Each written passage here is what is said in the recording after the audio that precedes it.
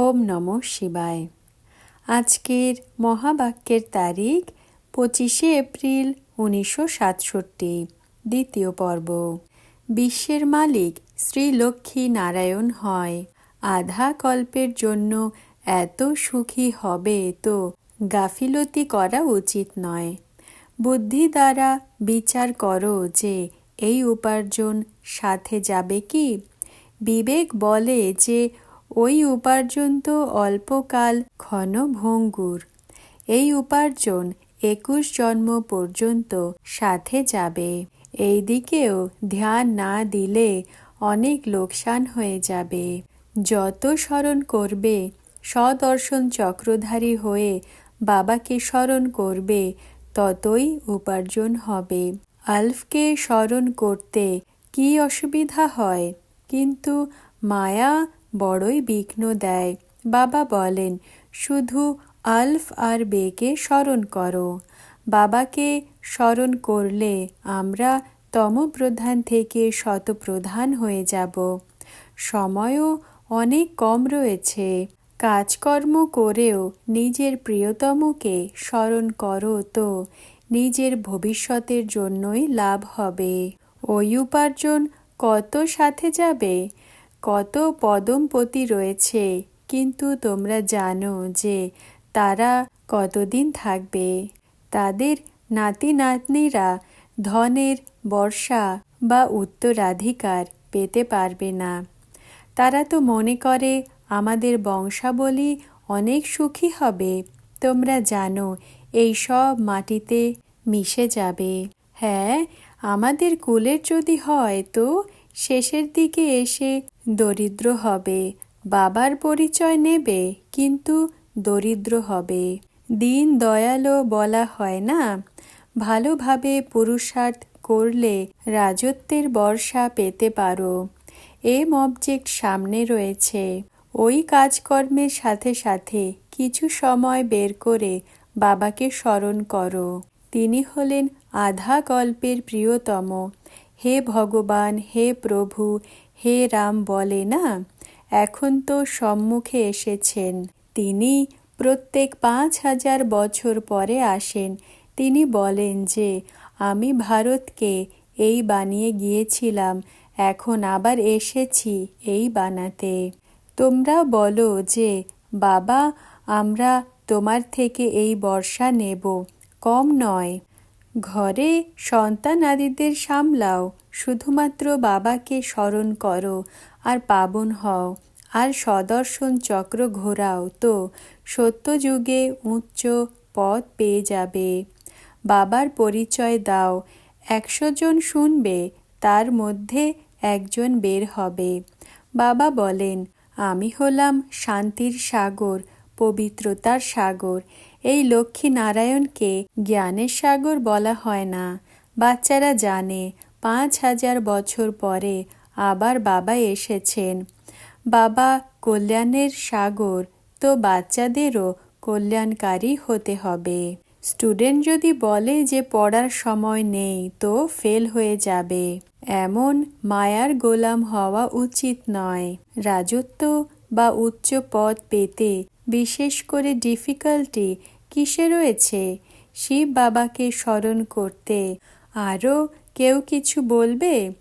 কোনো ডিফিকাল্টি নেই। পুরুষার্থে ডিফিকাল্টি লাগে না। মুখ্য হলো স্মরণেই ডিফিকাল্টি, আর সবারই রয়েছে। এই ডিফিকাল্টির থেকে কেউই একটুও ছাড় পেতে পারে না। সবথেকে বেশি ডিফিকাল্টি হলো এই দেহি অভিমানী পুরো হতে পারে না। অনেক দেহ অভিমান আসে। কারো কোন প্রকারের ডিফিকাল্টি রয়েছে, কারো আবার অন্য কোনো প্রকারের। একেও মায়া বলা হয়।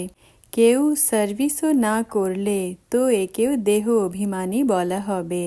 তো নিকটে বাবার সাথে মিলিত হতে পারবে না, অর্থাৎ বিজয় মালাতে নিকটে আসতে পারবে না। বিজয় মালাতে নিকটে সেই আসবে যে অনেকের কল্যাণ করবে, যে স্মরণ করবে আর অন্যদেরও করাবে। সমস্ত দুনিয়া চায় যে আমরা ভগবানের সাথে গিয়ে মিলিত হই, কিন্তু তাদের জানাই নেই বাবা কি জিনিস। এই জন্যই না বুঝতে পারে, নাই গিয়ে মিলিত হতে পারে। যতটা সম্ভব উচ্চ বিজয়মালাতে গ্রথিত হবার জন্য পুরুষার্থ করা উচিত। বাকি বিজয়মালাতে তো অনেকই এসে যায়। সব থেকে বেশি জীবন সফল হয় তাদের যারা অন্যদের জীবন সফল বানায়। 2-4 জনের সার্ভিস করা কোনো সার্ভিস নয়। এখানে তো হাজারের, লক্ষর সার্ভিস করতে হবে। কোটি আত্মাদের রাস্তা বলে দিতে হবে। সবাইকে বলে দেওয়া উচিত যে সত্যযুগী দৈবী স্বরাজ্য প্রাপ্ত করা তোমাদের জন্মগত অধিকার বিনাশের আগে। আচ্ছা মিষ্টি মিষ্টি হারানিধি সুপুত্র আজ্ঞাকারী দেবতাদের প্রতি মাতা পিতা বাপদাদার ভালোবাসা আর সুপ্রভাত। ওম। রাত্রি ক্লাস 13 এপ্রিল 1967। ভক্ত আত্মারা কত দূর দূরান্তে মন্দিরে যায়, যাত্রা করতে যায়। মূর্তি তো ঘরেও রাখতে পারে, তবুও দূরে কেন যায়? বদ্রীনাথেও যায়, সেখানেও তো শিবের চিত্র রয়েছে। একই শিবের কত নাম রেখে মন্দির বানিয়েছে, জিনিস তো হলো একই। একেই বলা হয় ভক্তির ধাক্কা। এখানে হলোই একদমই নতুন কথা। কোথা কোথা থেকে ধাক্কা খেয়ে এসে মিলিত হয়েছ। যখন তোমরা ঈশ্বর অথবা বাবা আর দাদার তোমরা সাথে থাকো তো বলা হবে সব থেকে বেশি তোমরা হলে সৌভাগ্যশালী, কারণ সাথে থাকো। অন্যরা তো বাইরে দূরে থাকে। যারা সেন্টার্সে যায় তারাও নিজের নিজের ঘরে থাকে। সেন্টার্সবাসীরাও অনেক সমাচার বাইরের শোনে। তোমরা তো এখানে আর কিছুই শোনো না। তো সবাই বলবে যে সদা সৌভাগ্যশালী তো হলো এরা, সাথে থাকে, কিন্তু জ্ঞানের বর্ষা করায় না। তারা বলবে আমরা তো বর্ষা করাই, এখন সৌভাগ্যশালী কে? যে বেশি বর্ষা করায় তারা অনেককে প্রফুল্লিত করে, হলো অনেক সহজ। বাইরে থেকে যারা প্রদর্শনীতে আসে তাদের বুদ্ধিতে বসেই না। ভক্তি মার্গের খড়কুটো ভরা রয়েছে, তা বের হবে আর জ্ঞানে আসবে। তাও তো কল্পপূর্বে যারা এসেছিল তারাই হবে। অনেক তো এমনও হবে যারা এমনি চক্র লাগিয়ে আবার চলে যাবে। শুনেছে কিন্তু মগজে কিছুই বসেনি, এমনও চক্র লাগায়। কেউ আবার শোনেও, পরবর্তীতে তারাও আসবে। যার যে সময়ে বাবার থেকে বর্ষা নেওয়ার মুহূর্ত আসে সে তখনই আসবে। শেষে সবাই আসবে।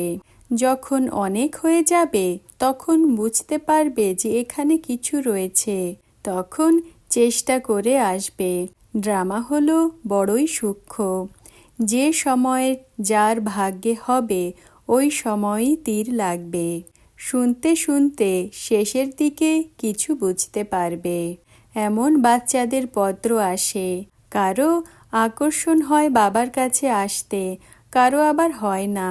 আকর্ষণ হলে বুঝবে সৌভাগ্যশালী বাবার কাছে এসে কিছু না কিছু নিয়ে যাবে, রিফ্রেশ হয়ে যাবে। যদি গরিবও হয় কিন্তু সার্ভিসেবল হলেও সেন্টারের পক্ষ থেকে মিলে যায় যে এও সম্মুখে মিলিত হয়ে আসুক। পরবর্তীতে গিয়ে অনেক রহস্য জানতে পারবে। শেষের দিকেও রাজত্ব কি করে প্রাপ্ত হয় বিনাশও দেখবে। আচ্ছা বাচ্চাদেরকে গুড নাইট। ওম। আজকের বরদান, সম্পূর্ণ ভব। এখন তোমরা বাচ্চাদের নিজের পুরুষার্থ বা নিজের শরীরের জন্য সময় দিতে হয়, শক্তিও লাগাতে হয় আর মনও লাগাতে হয়। এরপর এই স্টেজ সমাপ্ত হয়ে যাবে আর এমন অনুভব হবে যে 1 সেকেন্ডও আর এক সংকল্প নিজের প্রতি না যায়, বরং বিশ্বের কল্যাণের প্রতি যেন হয়। এমন স্টেজকে বলা হবে সম্পূর্ণ অর্থাৎ সম্পন্ন স্টেজ। এখন স্বয়ংকে চেক করো কতদূর পর্যন্ত সম্পূর্ণতার নিকটে পৌঁছেছ। ওম নমঃ শিবায়।